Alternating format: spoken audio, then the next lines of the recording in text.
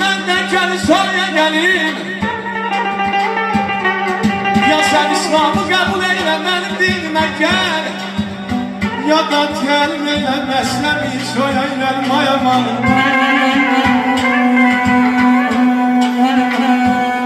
Səninlə ana bəndimdə yəkin olsaydı inan,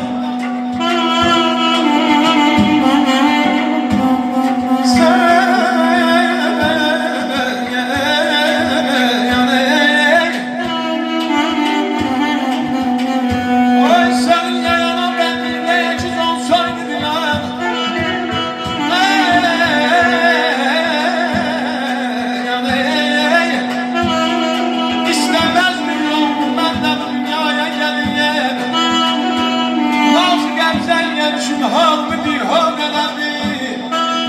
Ay zürrətim olmaz gözlər başqa təmənnaya gəldi.